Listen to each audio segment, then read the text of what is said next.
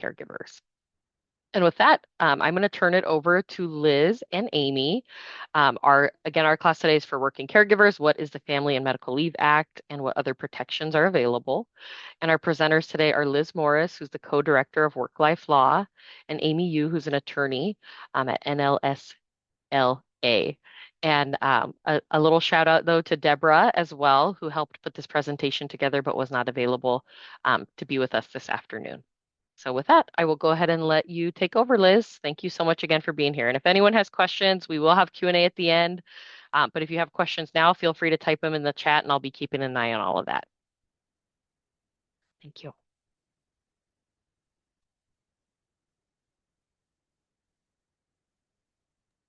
There we go. Thank you so much, Rachel, and thank you to the CRC in Orange County for putting this presentation together. I'm such a fan of the work that the Caregiver Resource Centers in California do, and so just another a great product coming out of a CRC. I'm Liz Morris. I'm the co-director at Work-Life Law. We are a legal research and advocacy organization. I'm based in Northern California, but our organization is national in scope, and so we work throughout the entire state and actually throughout the entire country on increasing and strengthening legal protections for family caregivers. Our goal is to ensure that nobody is forced to lose their job, compromise their economic security in order to care for their loved ones. And so what I would like to actually start with, I thought the agenda slide was next, but actually want to start with a real world example of I guess what we're here to talk about today. What kinds of issues are coming up time and again for family caregivers who are caring for a loved one while holding down a job? So this example that I'm about to share, this is not a real person. We made Grace up, but her story is based on countless stories that we hear at Work Life Law on our free legal helpline about people who are struggling with balancing their needs and obligations to care for their loved ones while meeting their obligations to their employers and bringing in an income. So Grace works at a call center. Her father, who has dementia, recently got lost after wandering outside when Grace's mother was in the shower. Grace lets her coworkers know that her parents are moving in.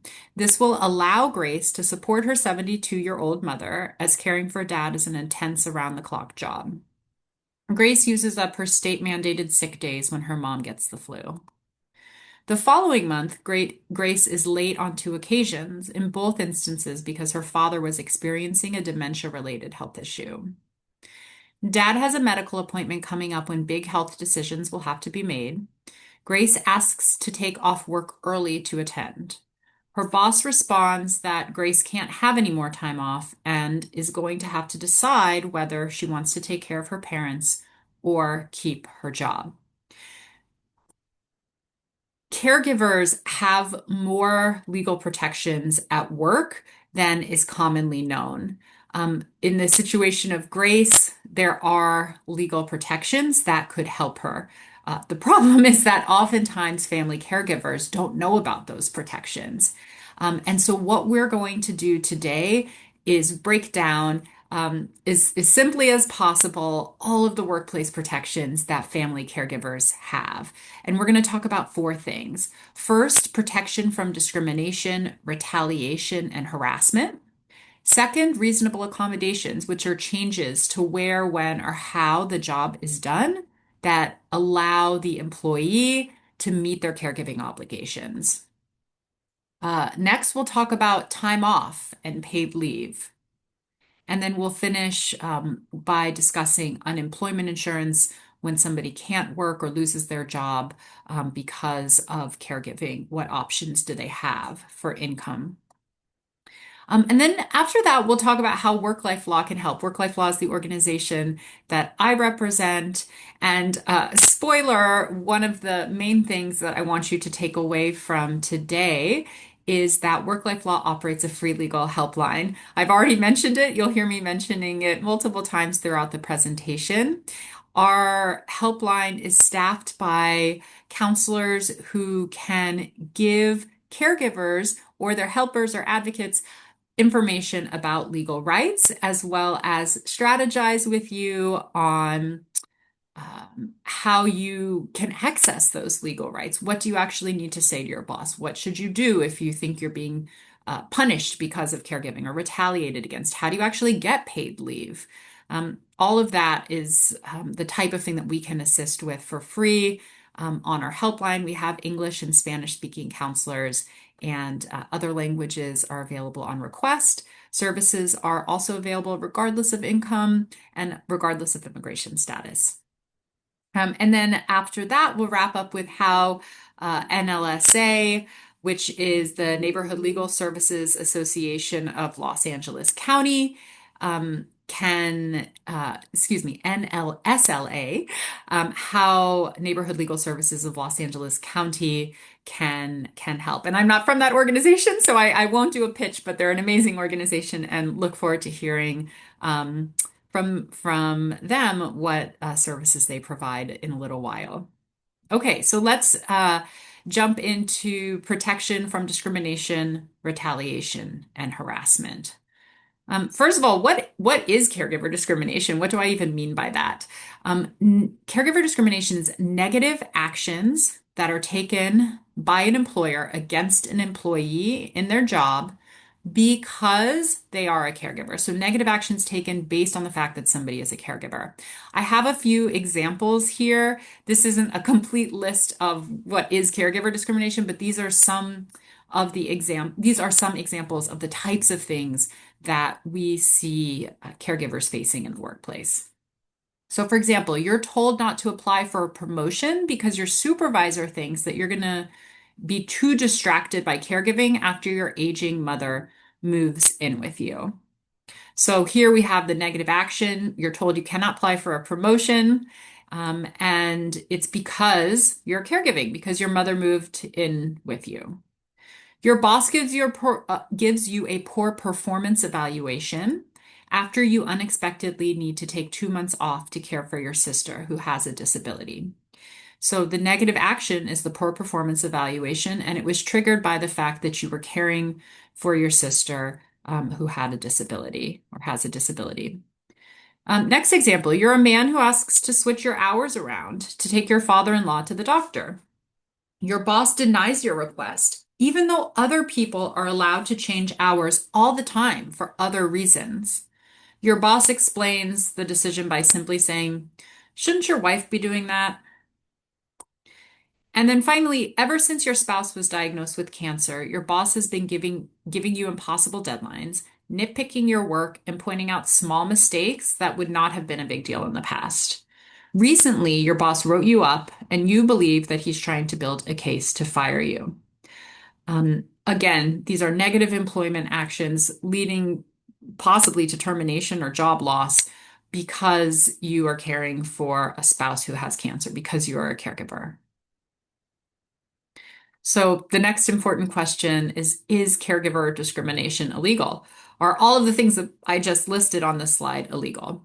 The answer is that there is no national or California law that makes it illegal to discriminate against or harass a worker because of the fact that they care for a family member. And I think a lot of people are surprised to learn that. And it definitely should not be that way. There are laws in other states, most recently Illinois, that protect people from discrimination because of caregiving, but we do not have one here in California, and there is no national law either. However, various federal, state, and local laws give protections in many circumstances. That's a bit of a depressing message to start on, that there isn't a law in California, but there is still a lot of hope because there are other laws that we can rely on. They don't say you cannot discriminate against employees because they are caregivers. They don't say that explicitly, but they give other protections that we can rely on to protect caregivers from discrimination in employment. And again, call Work Life Law's free legal helpline for help if you are facing any kind of discrimination, negative employment action, harassment because you're a caregiver or related to your caregiving. You should call us and we can figure out which laws might apply, if any. So here's an example of one of the laws that we're often able to rely on when a caregiver is facing discrimination. And it's based on somebody's association with somebody who has a disability. So it's illegal for an employer to discriminate against an employee because the employee is associated with someone who has a disability. So it's not because they're caregiving, it's just generally because they're associated with someone who has a disability. And I should probably mention this is under the Americans with Disabilities Act or the ADA at the federal level or under the Fair Employment and Housing Act or FEHA at the state level. That's the name of the laws that give this right. And associated with is very broad and it includes caregiving. So if you are discriminated against, harassed, punished, fired because you are caregiving for somebody who has a disability, then that would be illegal under both state and national law.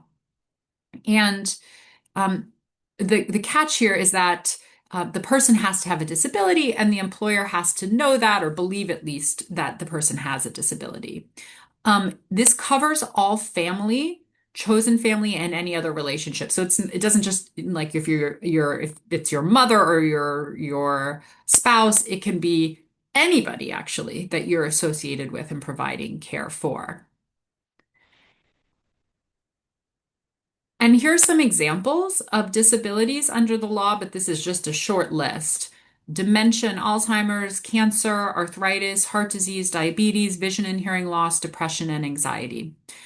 So if the employer knows that the person you are caring for has one of these conditions, and then they discriminate against you or punish you, fire you, retaliate against you, harass you because of that, that would be illegal under the ADA and FEHA.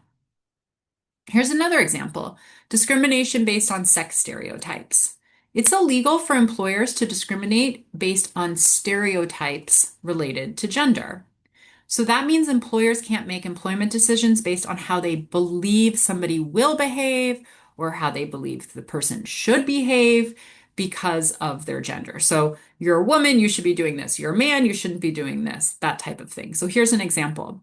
Demoting a man who's been providing care for his mother-in-law based on the assumption that he shouldn't be using his PTO to care for an aging family member because he's a man. So it's a stereotype that men shouldn't be caregivers. That's a woman's job.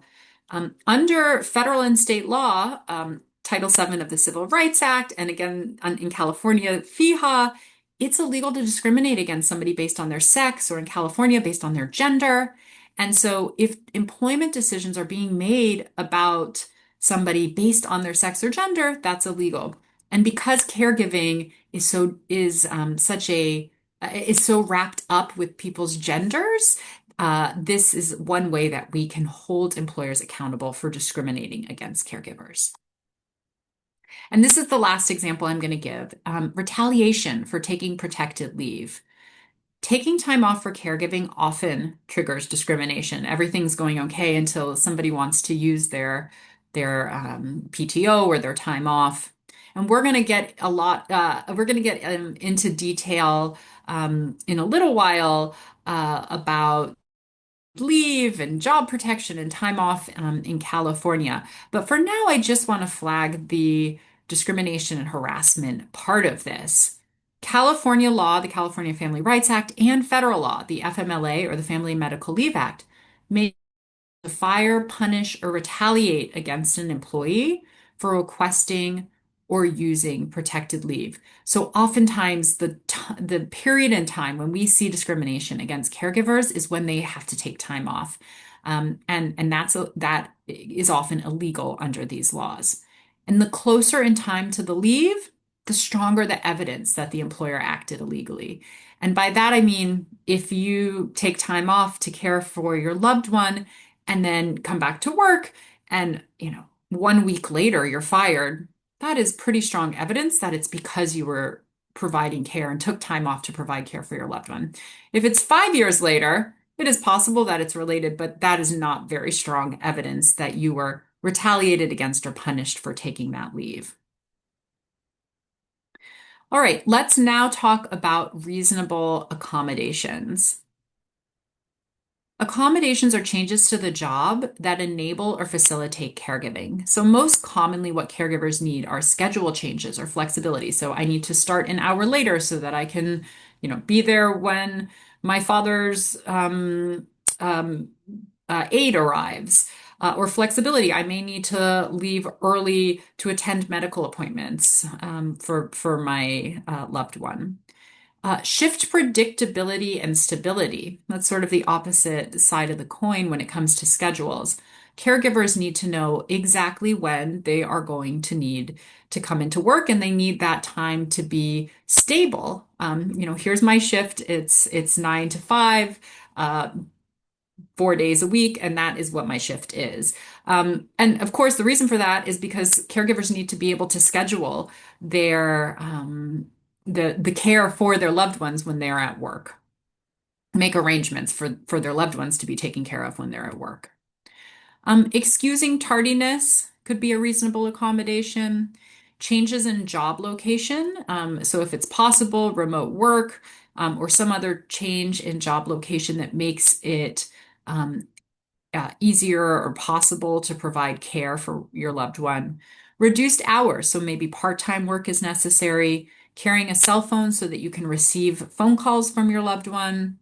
Intermittent time off, and that by that we mean not time off in large chunks of time, like 2 weeks, but intermittent time off, like I sometimes need to get time off for half the day or for a few hours to take my loved one to a doctor's appointment. I think anybody who's a caregiver knows this is what caregivers need. Caregivers need accommodations in the workplace. Some legal rights do exist, but getting assistance in accessing them is very helpful. So again, call Work Life Law's free legal helpline. The law in this area is so complicated that I'm not even going to try to explain it on this webinar. And it depends very much on your specific situation. But there are rights in California that exist to get these kinds of accommodations or other accommodations, changes in when, where, or how the job is done that make it easier or possible for you to provide care for your loved one. So please call our free legal helpline if you need something and your employer isn't providing it. And we can see what we can do. There's another option, which is accommodations for the caregiver's own health condition.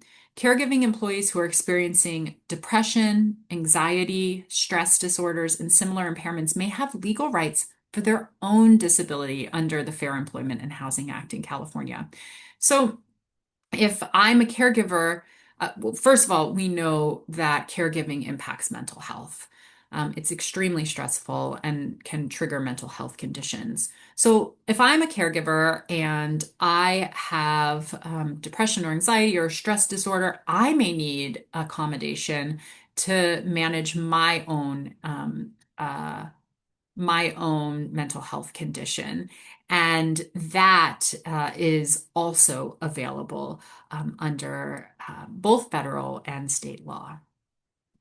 So in those cases, employers must give the accommodations, the changes to the work, unless it would be an undue hardship. And an undue hardship is a significant difficulty or expense, depending on how big the employer is. So what is an undue hardship for, an employer that has 10 employees is very different than what would be an undue hardship for a massive, large employer. But basically, it's what is very significant and disruptive, significantly difficult and disruptive to the business. So that's just a little bit about the legal landscape there. But again, do encourage you to call our free legal helpline if there's an individual situation that you have questions about where somebody needs an accommodation. And now I'm going to stop sharing my screen and I'm going to turn it over to my colleague Amy from Neighborhood Legal Services of Los Angeles County.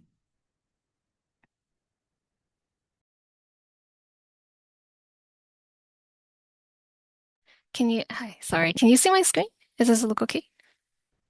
Um, I think you need to go to slideshow and put it in the slideshow mode because it's too small still. Um, So go left with your cursor. Left. it's loading, sorry. Oh, great. Okay, yeah. It took a little bit of time. Got that. Um,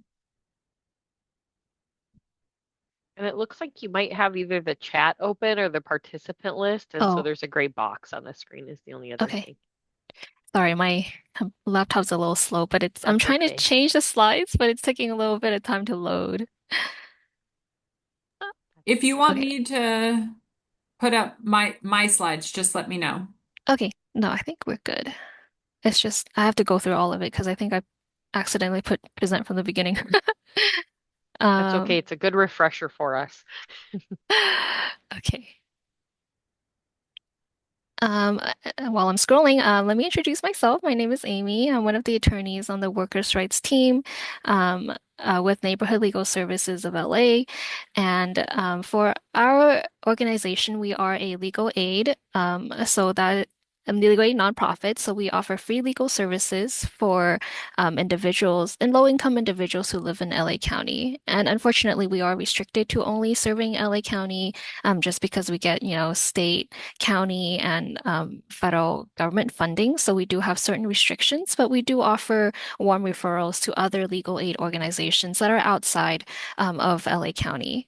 And so for us, our organization provides legal services in a variety of areas, and that includes not just workers' rights and employment rights, but also in housing, public benefits, immigration, family law, and all of that. But specifically for my team, we do serve a variety of low-income workers as well. And so, people who work in industries like the garment worker industry, construction, hospitality. And this also includes a lot of caregivers, whether they work for a private facility or hospice care or just individuals.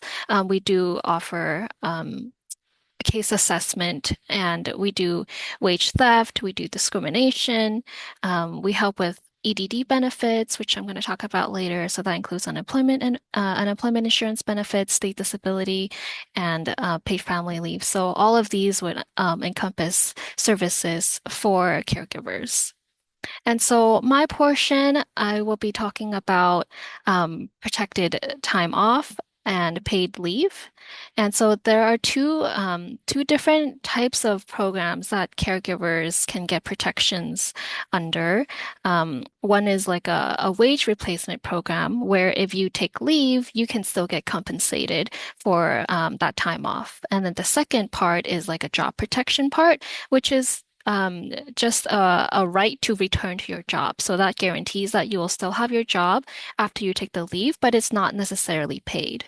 So two different types of programs.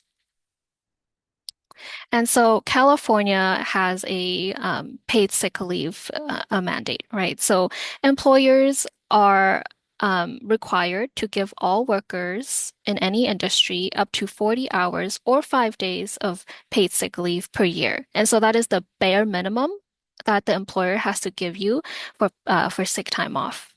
And so these are, really short, right? 5 days. If an employer wants to give you more, then that's great. It's just that the 5 days is a bare minimum. And so this is a right to take, right? You have a right to take these sick days. And so you cannot be fired or punished for requesting or using this leave. And for this paid sick leave, you can use it to go see a doctor, to take time off to rest if you're sick, to go get treatment, to get a diagnosis, or to actually stay home and care for a family member who is sick. So there's a lot you can do with this paid sick day. And Most of the time, you do need to provide notice to your employer or tell them that you're gonna take the sick day, but you don't, have to ask for permission technically because you can just tell them that I need a sick day and I need to take time off because I'm sick.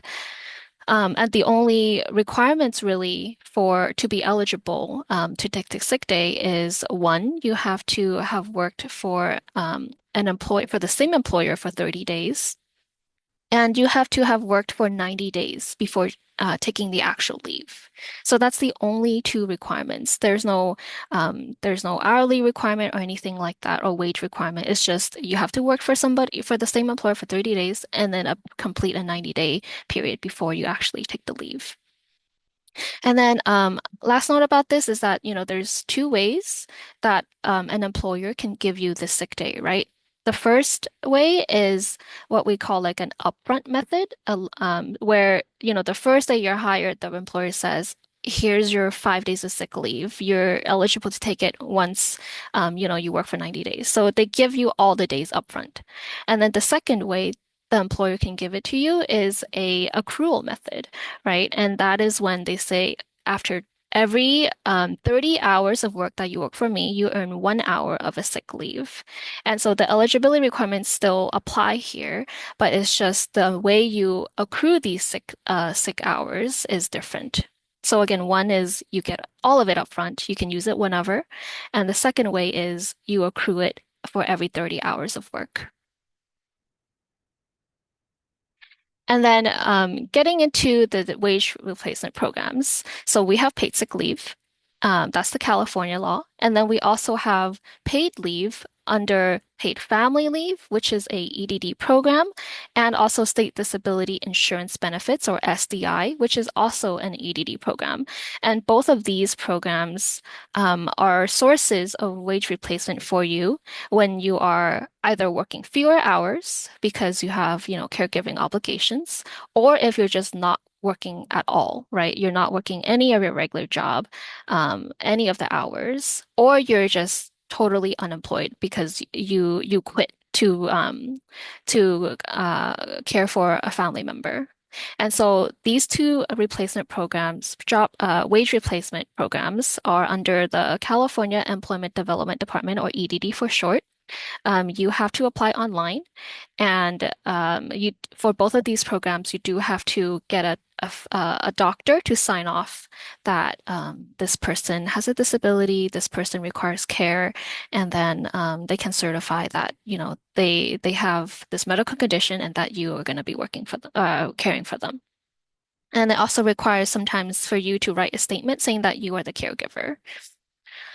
And then the second, I will get into the eligibility requirements in a bit for PFL and SDI, but then the second sort of difference between paid leave and job protection is that right, so paid family leave and SDI, they only give you wages, right? They don't protect your job. However, there are laws that does protect your job, and that's the CIFRA, which is the California Family Rights Act. This is the state version of what we commonly know as the FMLA, which I'll talk a bit about more later again. But job protection means that it will provide you the time off with the right to return to the same or a similar job. So it just this is a law that protects your job, right? It doesn't mean that you're laid off, and that it will ensure that you will not be laid off when you come back. This is what it's designed to do.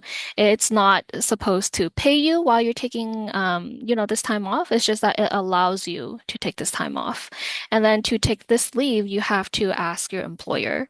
You have to let them know that you are taking a medical leave, and then they have to give you the paperwork to fill it out. And then sometimes they might ask you for medical documentation, but you don't have to disclose what exactly, the medical condition is. You can just give them a doctor's note. So for, oh, too far. So for paid family leave, this program provides pay for 8 weeks. So for every year. So you can apply for this once a year.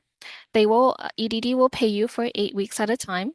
And this income is actually going to match your regular income for up to 90%, depending on your income. So if you're a higher earner, you might only get up to 70% of your wages. But if you're a low income earner, you can get up to 90%. There is a threshold of a max of about 15 to 1600 per week. That's going to be the cap, no matter regardless of how much you earn. And this pay can be accessed on an intermittent basis, meaning that you don't have to take all 8 weeks at a time. You can, get 1 week here, a second week there, a third week there. So you don't have to take all 8 weeks of the pay at the same time. And then for eligibility, who can apply for this leave? It's basically, anyone who is going to be caring for a family member, right? So if you're a child, a parent, parent-in-law, it really covers a lot of people who are commonly, included in a household, right? It's not just your spouse, it's not just your parent. It extends beyond just a nuclear family. So it really goes beyond that to include registered domestic partners. And then starting in July 2028, it will also include chosen family. And so PFL is really for people who have to provide care to any of these family members. They have to be the primary caregiver, and for other eligibility requirements, they have to pay into the fund, right? So for both PFL and SCI, you have to be eligible for these benefits. You have to pay into something called the SDI fund, and so most people pay into these if you are a W-2 worker. So when you get a paycheck, right? You'll see that there's a deduction into something called CASDI on your paycheck, and that is proof that you have paid into this fund. And then that fund actually covers people who are eligible for both SDI and PFL. SDI and PFL are operated pretty much under the same portal, right, by EDD. But so that is important because if people are paid in cash, right? If you're an immigrant worker, you're paid in cash, you don't get a paycheck, you're not paying into the CASDI fund.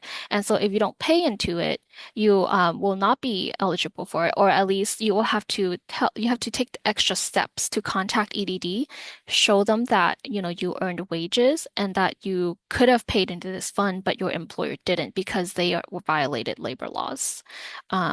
So that is a really important to look out for because all you have to do is pay $300 is to make $300 where STI deductions were taken. $300 is very minimal. But a lot of people who are eligible for this don't realize because they either are misclassified, right, as a worker because they don't get a W-2 when they should have been, or they don't realize that they have the right to access this benefit. And so, primary people who are workers who are caregivers of any immigration and citizenship status also are eligible, right? Because as long as you're a W-2 worker, as long as you meet all these eligibility requirements about being a caregiver for a family member with a health condition, that's all you need, right? And to pay into the fund. They don't ask you about immigration, they don't ask you about citizenship.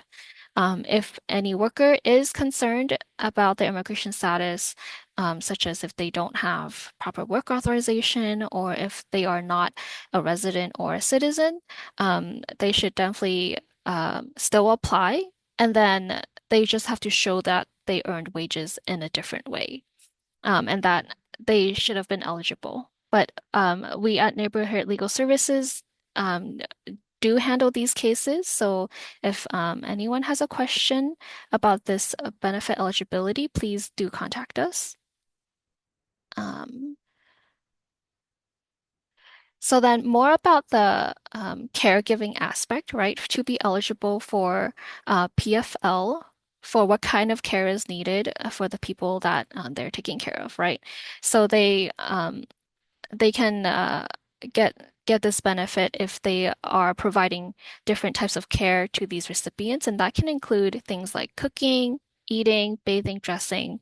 So it's kind of like not just providing medical attention, but also just general giving personal care to somebody. And so, that can include grocery shopping, attending doctor's appointments, transportation, planning for their daily needs, serving as a backup for a different caregiver, and providing emotional support.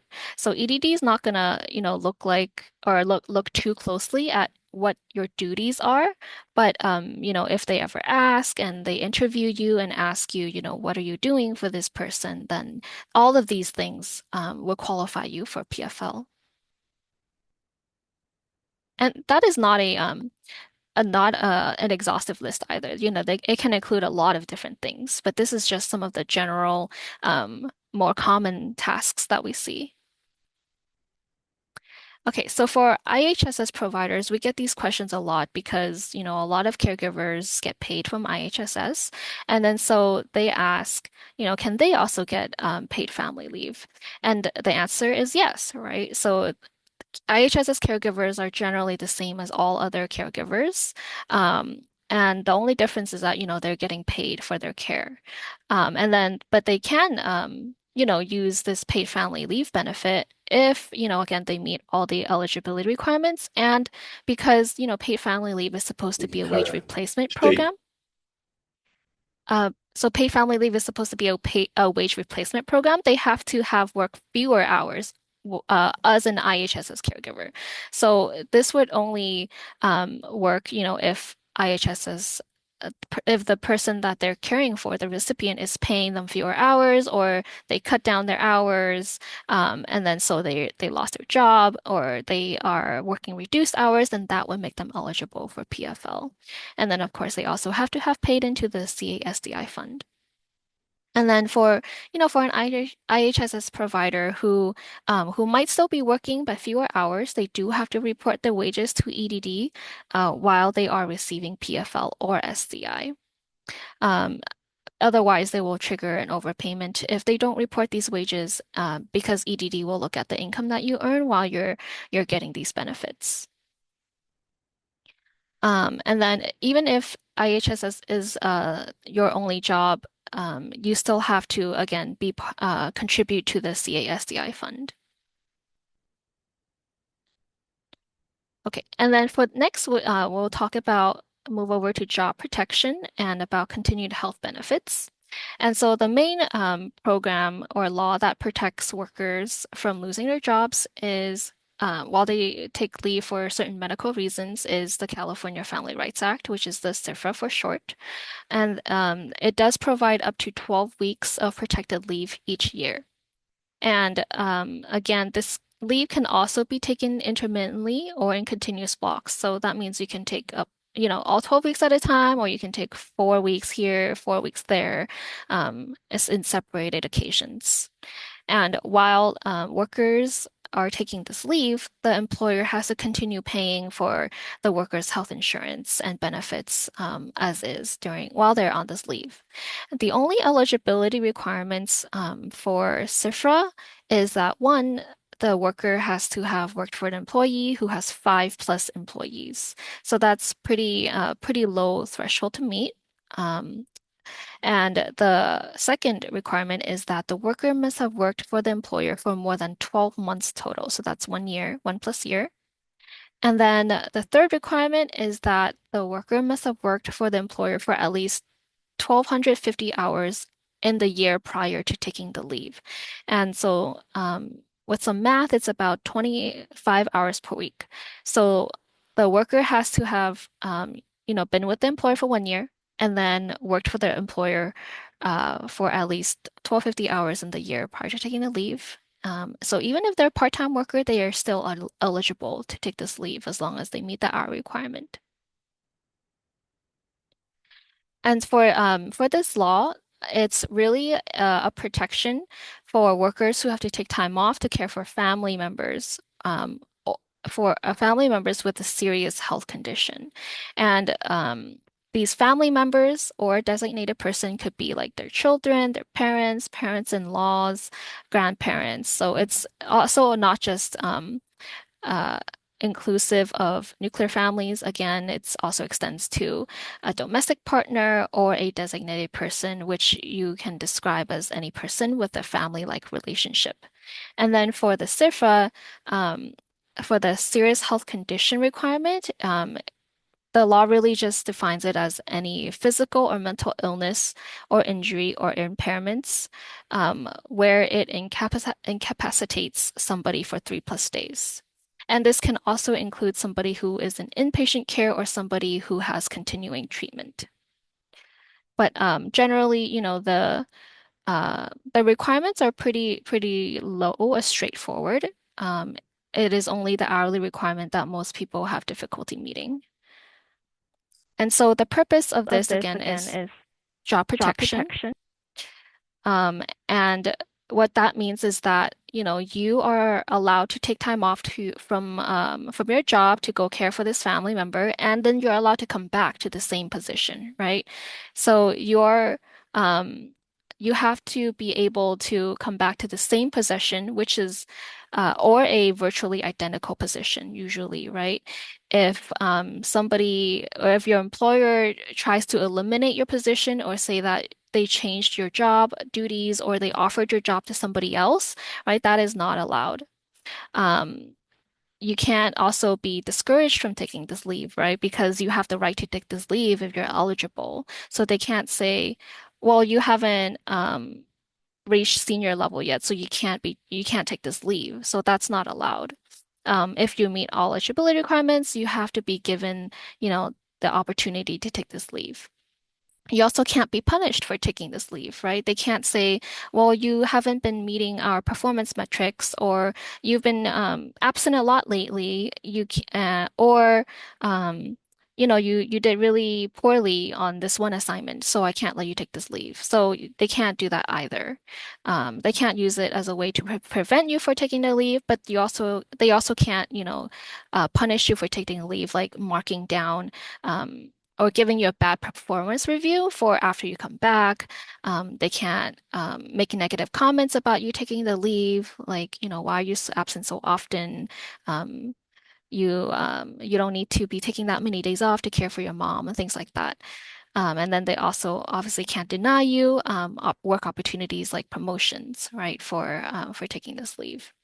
There are some employer defenses, right, for arguing that that you don't have a job when you come back, and usually that's, when a business says, "Well, we are downsizing and we have budget cuts, and so we have to eliminate your position," and so in that case, they have to try to find a position that is pretty much similar to the one that you had before when you come back. So they have to at least find a way or an alternative to help you find a new job or a position in the company um, or in the workplace when you come back. And then the other argument that they can have is that they were thinking about laying you off anyway even before you asked to take the leave, right? So if they were saying they were going to downsize, if they had financial issues, even before you asked for the protected leave, and then and then, and there's evidence of that, and then they decide to lay you off after or when you take the leave, that is something that they can say as well. Whether that's legitimate, you have to look at all the evidence and the circumstances to justify that argument. But that's what, we've seen employers say.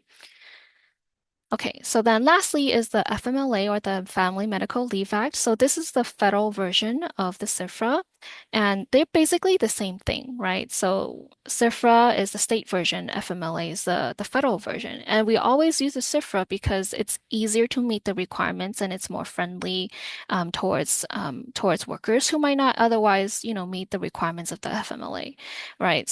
But both are essentially the same laws because they both provide job protection to workers. They both offer 12 weeks of a protected leave. And then, so if you use one, you can't really use the other. So they're not two different buckets of 12 weeks of leave. They're the same bucket.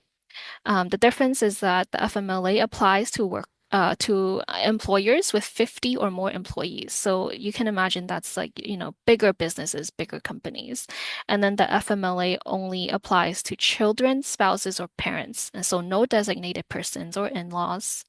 And then the only other, I guess, advantage is that it provides a military caregiver leave for up to 26 weeks, which is when you have to care for somebody who's in the military or a veteran. So most of the time we do prefer to use the CIFRA rather than the FMLA.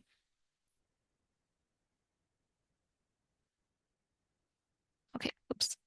Okay, so for caregiving employees, again, who, may be experiencing mental health issues and other sorts of injuries or disabilities, they can take time off not just for their family members, but also for their own disabilities and health conditions. And so if they do need to take time off, they can use the same laws like the CIFRA and the FMLA. And then for the wage replacement programs, they would not be getting paid family leave, but they would be getting state disability insurance because this is the program that the worker themselves apply for their own health. And so that's the difference between SDI and PFL. SDI is really for when you're injured and you can no longer work, and it's a non-work related injury, and then they can't work because of this injury or mental health condition, and then they have to, take time off, and then in order to take time off, they have to get SDI to supplement their wages. Then that's when you can qualify for SDI. Okay, so then the last part I will go over is unemployment insurance. And this is important because, caregivers have caregiving is an actual job, right? And then if you no longer have that job, you can qualify for unemployment insurance as long as you meet all the eligibility requirements. So, there are many various reasons why a caregiver has to stop working, right? And depending on those reasons, that can make you eligible or not eligible for unemployment benefits. So I will go over, all of the eligibility requirements and explain, some examples that we've seen that make somebody eligible versus not eligible. And so, as a general overview, right, unemployment benefits are for workers who are unemployed or are partially unemployed. So, people who work fewer hours than usual. And so that results in them having reduced earnings. And so the benefit amount is relatively smaller compared to PFL and SDI. Um, the minimum amount is $40 a week, and the maximum amount is only $450 a week. And this benefit is paid for up to 26 weeks maximum in a calendar year. And so every time you apply for unemployment, you have to establish a new eligibility, right? And this also includes your base period wages. So you have to have earned a certain amount of income in a certain amount of time. And so EDD looks at your earnings through something called a base period, and that just means that they divide your earnings into quarters within a calendar year. And then they just look at, whether you earned enough in each quarter. That's all there is. The chart is there because this is what they use, but they make it a lot more complicated than it needs to be. But that's just the wage earning part. You just basically have to have a threshold of wages, and that's the lowest amount is about $900 every 3 months. That's the bare minimum. And then the other eligibility requirements is that you have to be unemployed through no fault of your own. And that just means, maybe you were laid off, right? Because the company couldn't afford everybody and there was just like a massive layoff of everybody. So that's not your fault, right? You were also terminated, but it was not for misconduct. Maybe the managers that just didn't like working with you and so they fired you. So that's not your fault, right? They just didn't like you. So that's also fine. And last one is a little more tricky is good cause, right? To quit. So usually when you quit, you need a good cause reason. I will get more into detail later, but usually you do need to provide a compelling reason why you quit the job. But that's not to say that anybody who quits will not be eligible, right? You just need a good cause reason for why you quit. Another eligibility is that you have to be physically able to work, right? You have to be not sick, not ill, not injured. You have to be actually, able to work. You have to be available to work. So you can't be, um, you can't be go in school full time. You can't be, um, looking after like someone's pet full time, right? You have to actually have time to do your work. You also have to be ready and willing to accept work immediately. And that could be work in your suitable occupation, right? So if you're normally a caregiver, you just have to be willing to accept all caregiver jobs out there, right? That is reasonable. And then you also have to be actively looking for work. And then one more requirement is that you do have to have work authorization. So this is different from SDI and PFL, where you do have to have some sort of immigration status that allows you to have a permit in order to get unemployment benefits. So if these are the more common instances, right, for eligibility scrutiny by EDD. So first is if you're fired, right? EDD checks to see if there was misconduct involved. And there are a lot of instances that EDD sees as misconduct versus not misconduct. But the general common situations that, EDD sees as not misconduct is somebody makes a mistake at work, right? If they are just incompetent or if they're just inefficient at their jobs, that's not misconduct, right? So if you're a caregiver and then you get fired, but then it was because you didn't perform your job well, or you made a mistake in your job, or there was an accident at work, but it resulted in like a very minor damage or a loss for the employer, that all of that is not considered misconduct for EDD, even though your employer might try to argue otherwise, right?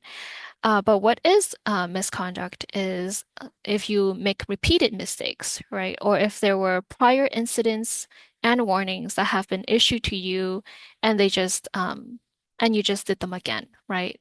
If there were warnings for the same thing, like you did a certain job incorrectly and you were warned for it, and then it happened again. So that could look like misconduct. There could also be intentional acts, like you were purposely sabotaged someone's medications, right? So that is definitely misconduct. And then there's also a requirement that you knew or should have known that this would harm the employer. So if this is pretty self-explanatory, but if you knew that, making this mistake or engaging in this behavior would ultimately injure the patient or injure the employer, then this could all look like misconduct, and that would make you not eligible for unemployment. And so, some examples, right, related to caregivers, if you're fired for misconduct, that they could say, the employer could say, well, you had attendance issues, right? You had a lot of absences, you were late to work often. But there are arguments to combat this, right? If you had permission, right, to be absent, if you notified the employer ahead of time and they said yes, but then later they changed their mind and said, no, you have to come back, right? That's not misconduct. You also have to give a compelling reason, right, for while you're missing work. And then if this was just a one-time thing, um, then the first offense usually is not misconduct. And then if you were never reprimanded by the employer, right? If you showed up late before, but then nobody said anything and, you know, nobody wrote you off, nobody said it was bad. So basically they gave you a break, or they never scolded you, they never warned you for breaking this rule, then it wouldn't be misconduct because you don't have knowledge that this was rule breaking, right? Or that you shouldn't be doing this. Um, and so that also relates to notice, right? Because you weren't put on notice that you had to be there on time, right? Or that it was not okay to be unexcused. And then other examples for misconduct firing is, if you had a health and physical condition that prevents you from maybe coming to your job or being able to do your job, right?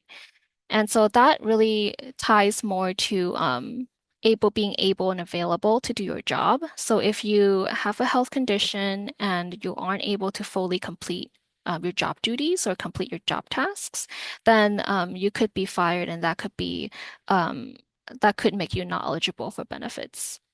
And then the last one is just a general catch-all category where the employer says, well, you broke a rule that we have or broke a policy in our handbook, and so you're fired. And then so that is a way that employers can say you're not eligible for benefits. But then we do have to look at closely, what the rule is, whether you knew about the rule, whether this violation you know, existed, or you were on notice, or you knew about the rule, um, or whether, you were reprimanded for breaking this rule before. So again, very similar to what we said in attendance. And then for eligibility for unemployment if you quit, right? So again, you do need to have good cause when you quit. Good cause is defined by EDD um, as a so there's a definition that they give you, right? And it's pretty wordy, and it's written on the slide, but basically it means that a reasonable worker in the same job, um, who is who really wants to keep their job would have a compelling reason to leave. So that's kind of the simple version, right? Because EDD wants to see somebody keep their job, right? A normal person wouldn't just leave their job. And so you have to give a good reason to EDD on why you quit. And then so EDD would look at whether a similar person in your same situation, would they also quit as well? And then the second thing they look at is whether you took steps to keep your job, right? So if you're a caregiver and then you're just stressed, right, by so many hours and the job was just so demanding, right? And you felt like you just couldn't do it anymore because of your own physical and mental health and you want to quit, right? So that could be a compelling reason to quit, but then they also want to see whether you tried to keep your job, right? Did you try to talk to your employer and try to negotiate for fewer hours or try to accommodate you in certain ways?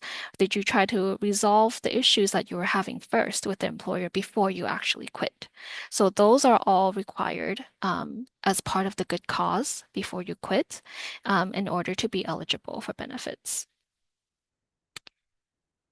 So a lot of common examples, right, of people who quit, they that we've seen in our cases, right? So if somebody again has to care for a family member and they quit their job, or if they suddenly got ill themselves, right, or their family members got ill and they have to quit their job to care for them, these are all good cause examples.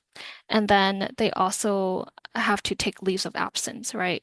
And so they have to take time off. So this would make them partially unemployed in order to care for the family member. And then, or they have tried to ask their employer to accommodate them, but then the employer did not, right? So they refused to accommodate, and then they ended up quitting their job. And then some things to consider again, if you are in a caregiver job and you want to get unemployment insurance, maybe you can try instead of quitting your job entirely, you can ask for a leave of absence. It could be if you don't qualify for CIFRA or FMLA, you could just try to negotiate with your employer and say, can I take an unpaid leave of absence and come back? They don't have to promise that your job is protected, but it never hurts to ask them whether you can take an unpaid leave of absence, even if it's unprotected. And then you can also ask the employer to see if they can accommodate any schedule changes, right? And any other solutions that can help you navigate your job circumstance so that you don't have to quit. And then the last thing to consider is that if you do quit because of, any medical or health issues, you have to consider whether you're still able and available to work, right? Because that is a requirement for unemployment benefits. If you are sick, right, or if you have some mental health issues or physical stress issues because of your caregiving job, would you still be able to do other jobs, right? Would you be able to take on a different caregiving job? Would you be able to do any other jobs at all if you are this, seriously ill? So just some things to consider, right? If you are going to quit your job and you want to apply for unemployment. And then for IHSS workers, there are some specific provisions and some things to be careful of, right? So if you are an IHSS provider and your recipient is a family member, right? So if they're a parent, a spouse, or a child, that income will not count towards your base earnings, right? So that means you have to have either an outside job or your recipient has to be a non-family member in order for you to qualify for unemployment benefits. However, regardless of who the recipient is, once you get on unemployment benefits, you have to report all IHSS wages if you are a provider. So even if some of those wages didn't count in your base period earnings, they do count as income for EDD purposes for calculating your weekly benefit amount. So regardless of who your relationship is to your recipient, anytime that you work for IHSS and you get IHSS income, you have to report that on their certification forms to EDD. And so, because if you don't, they will mark you for overpayments, and then you would have to appeal and go through a hearing and all of that. And they might even mark you for fraud because, and we've seen this a lot. If you're IHSS provider, if you don't report your income while you get unemployment, EDD will say that you're defrauding the department of the benefits, and then once they charge you with fraud, you have to pay a 30% extra penalty on top of the overpayments. So there will be a lot of penalties involved, and then the wages will also change. Not reporting also changes what you get in benefits week to week. Um, there is I don't know if you want to do this one, Liz.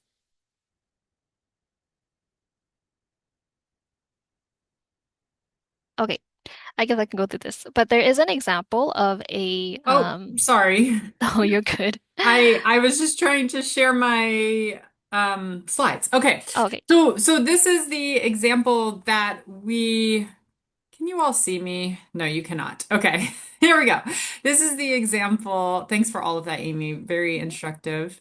This is the example that we talked about at the beginning of Grace and her parents. So we're going to go over the example, but now try to sort of apply the different legal protections that we've learned about today.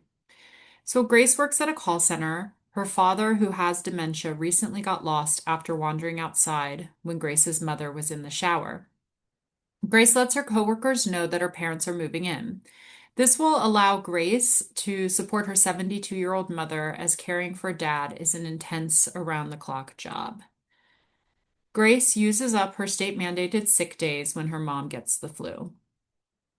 The following month, Grace is late on two occasions, in both instances because her father was experiencing a dementia-related health issue.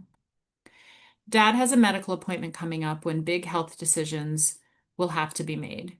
Grace asks to take off work early to attend. Her boss responds that Grace can't have any more time off and is going to have to decide whether she wants to take care of her parents or keep her job. So many of the legal protections that we talked about today could be used. We don't have all the information about Grace, but could be used to support Grace.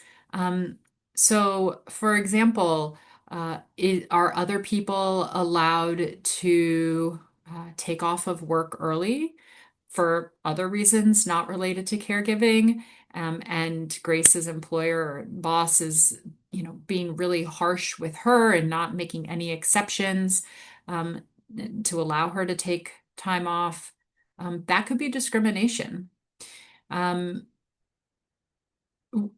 and also, more obviously, Grace may have the right to take time off of her job and have her job protected under the California Family Rights Act, or CIFRA, the law that Amy discussed earlier that provides up to 12 weeks of time off of work for caregiving. It's possible that Grace is being treated worse than other people. Um, if she's being punished for showing up a little late on two occasions, maybe other people aren't being punished for that kind of thing, and she's being discriminated against because she has a family member who has a disability. All of these are possible. And in this case, Grace needs just a half day off.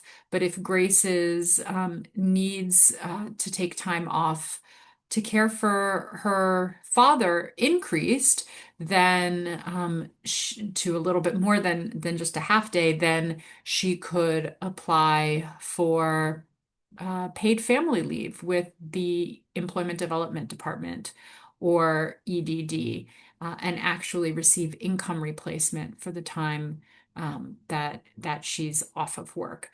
So all of these pieces are sort of there in the mix. And again, we offer free support from Work Life Law for caregivers, as well as their advocates, including staff from California's caregiving resource centers. You can call us at 415-703-8276. If you leave a message, somebody will call you back, or you could just email us at hotline@worklifelaw.org.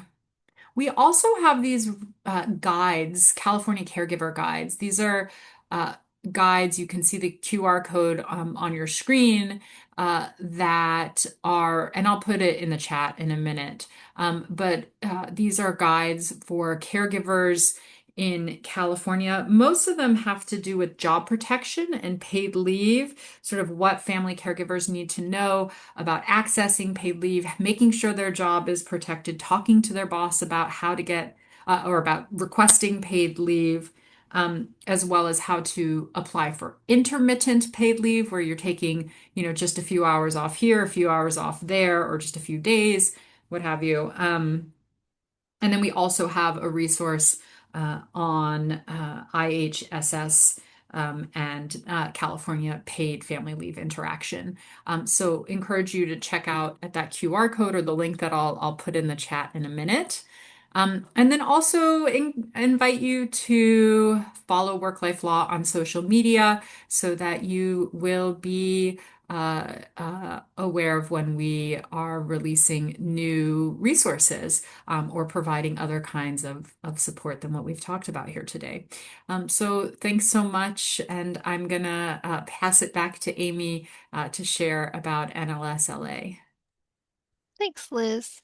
Yeah, just to wrap up, again, I've pretty much mentioned this earlier about all our legal services, but we do have, we provide free legal services in a variety of areas like housing, healthcare, employment rights, family law.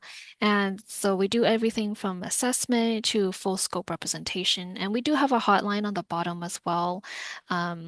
We do provide in-language support, so if you speak in a language other than English, we do have translators available.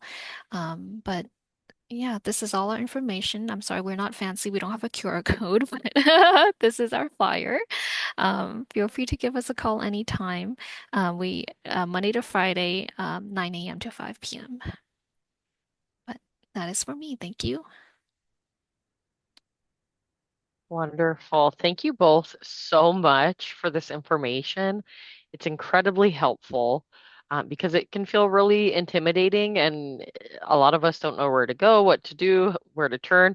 And even some of the things that you brought up throughout the presentation, when I was caregiving, I wish I had been more familiar with. And so I really appreciate this. And we have about 15 minutes left. If there's anyone who's joined us today that might have any questions, feel free to just unmute, or you can type it in the chat, whichever you're more comfortable with. So we'll give it a minute to see if there's any questions from anyone on the call. I have a question. Sure, go ahead. Okay, my question is about the intermittent pay leave. So I'm more familiar with like if you take a big chunk, like maybe 8 weeks straight, but how do you use it intermittently? How do you let your employer know and how do you request that in via EDD? So for that kind of leave, you if it's like based from the same condition, you can let your employer know that you need to take 1 week off to recover, and then maybe a second week in the future, maybe if you have a scheduled, surgery or some sort of mental or a medical condition that needs some sort of inpatient care. So if you know ahead of time, you can let the employer know. But then if you don't, you can also just say, I only need 1 week right now, right, to take this leave. And then in the future, if you have something else come up, you can say, I would like to take, another week off. So you don't have to like exactly plan out your leave. If it comes up as is, you can just take it as it comes, if that makes sense. Um, You. yeah, and I just put in the chat our Know Your Rights handout, a link to the Know Your Rights handout that we have about intermittent leave. But just want to emphasize that leave can be taken to reduce your hours even. So if you need to work, if you're eligible for, 12 weeks of job protection and 8 weeks of paid leave, then you can take that in very small increments if it's necessary for the care of your loved one. So that could mean reducing your hours. Let's say you work normally 8 hours, reducing your hours to six. So by two, each day until that adds all the way up to 8 weeks, right? So not reducing it for 2 hours for 8 weeks, but actually 2 hours each day until you get to 8 hours. Yeah, pro rata, I guess is the word I'm looking for. So the intermittent leave, including not just the job protection, but also the pay, can be used in very, very small increments. And so check out the document that I put in the chat, and feel free to call our helpline to sort of figure out how to ask your employer for it.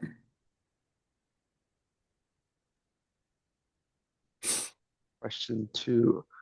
Regarding, so kind of what you had just mentioned, so our employer would provide, a paid family leave, is that the same thing as baby bonding, you would say?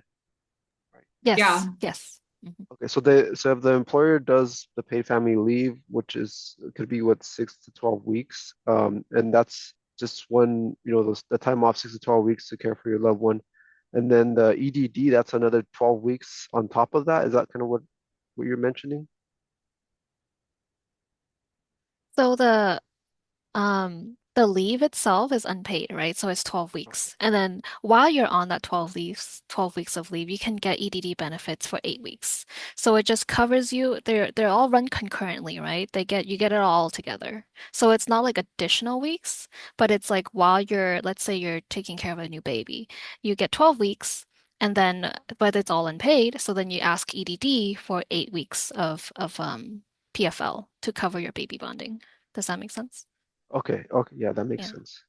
Another way to also think about it is your job may be protected, but 4 of those weeks is going to be unpaid Okay, okay, that makes unless sense. you're it work for, and you're a rare person who gets it through your employer, but most of us do not. Yeah. Thank you.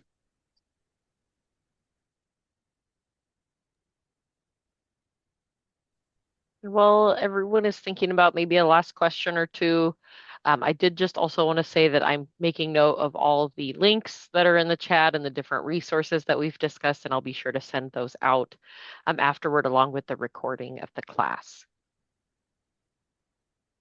Any other questions?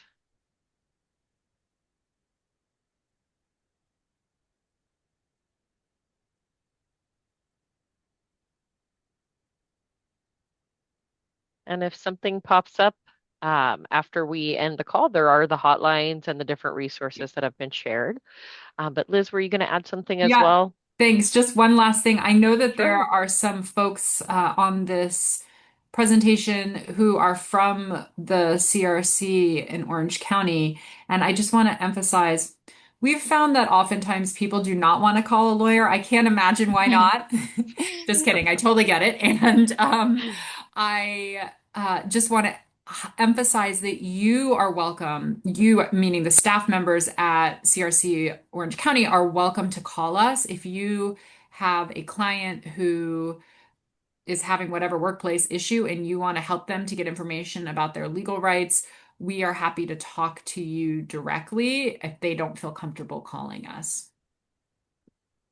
That's very helpful. And sometimes even our caregivers that we work with are just so overwhelmed and busy that if we Hmm. can reduce the stress just a little bit by at least getting some of the information to start them off, I think that can be a way that we can ease their way and just make their life a little bit easier. And many staff, I'm sure at many of the CRCs are also family caregivers. And so it's good for us to know this information as well, should we need to tap into these resources.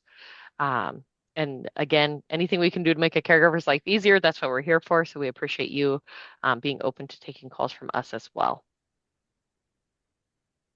Of course.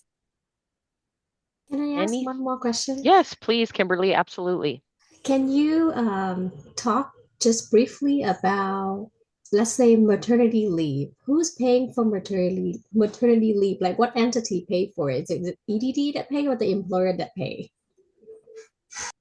Yeah, so maternity leave is very similar to the caregiving leave that we've been talking about here. And I should mention, we've only been talking about caregiving leave, but on our free legal helpline at Work Life Law, we also help people who are pregnant and who have just had a baby, whether they gave birth to the baby or the baby has made its way into their life in some other way.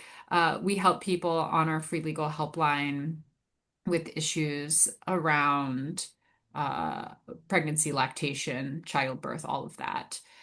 And so, but to answer so call us if you have questions. It's equally complicated area of law. But to answer your question, um, employees pay into the state disability insurance and paid family leave fund through regular paycheck deductions.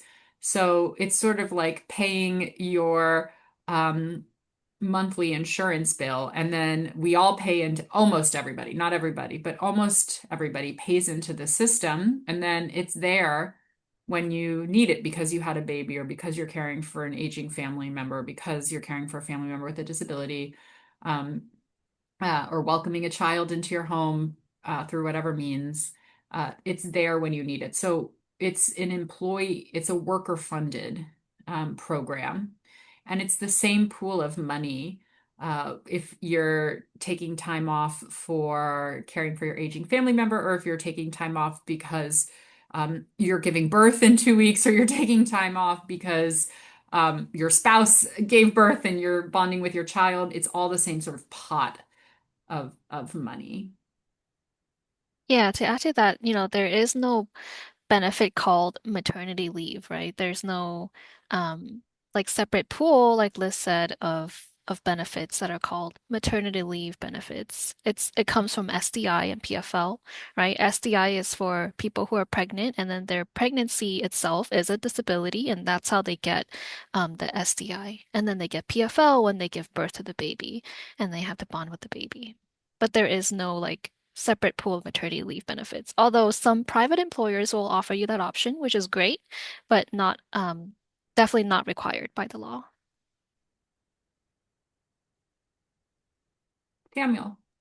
Um, so just similarly with that question, what's the maximum, like say either like a mother or father can take time off from work? With getting paid, you mentioned it was about 8 weeks with EDD.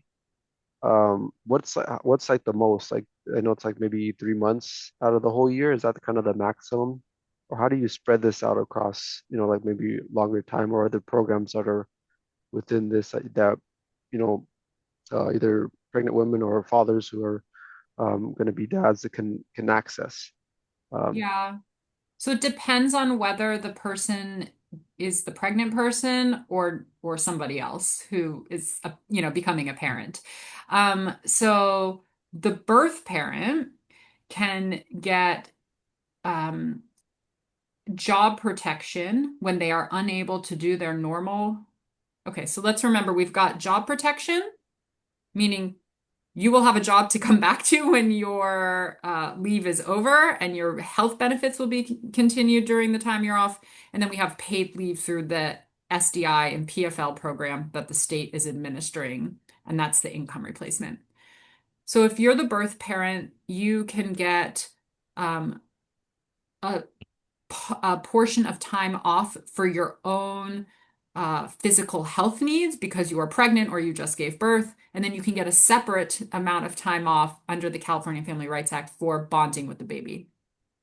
So the birth parent can get 4 months or more, even if they are unable of job protection, if they are unable to do their normal work because of the physical realities of pregnancy. So maybe they're a farm worker and they don't want to be exposed to, toxic pesticides while they're pregnant, or maybe they are very ill because of their pregnancy and can't get out of bed. They could have 4 months or even longer of job protection, and they can have up to 52 weeks in a year of state disability insurance benefits, so the income replacement.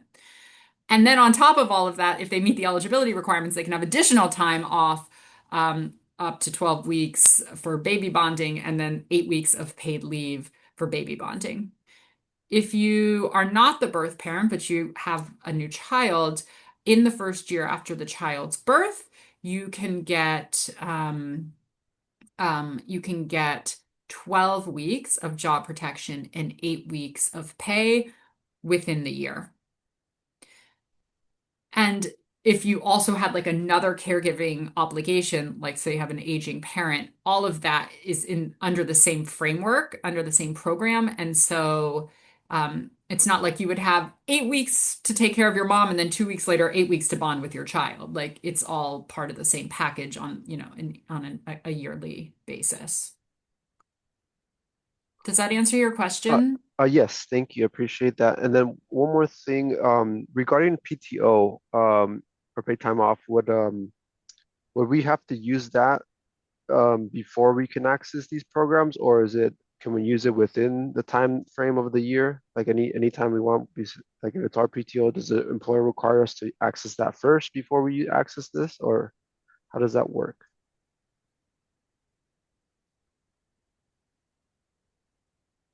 So PTO, your employer cannot require you to use it all, before you use any of the other programs.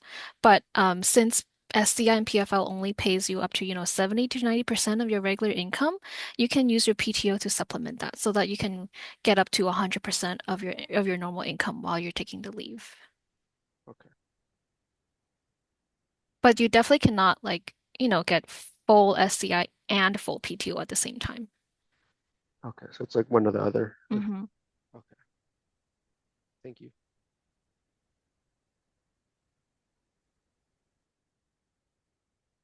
Well, wonderful and really good questions. And I'm thankful that we have the resource of the hotline that we can call, whether that be for our own situations or the clients that we serve.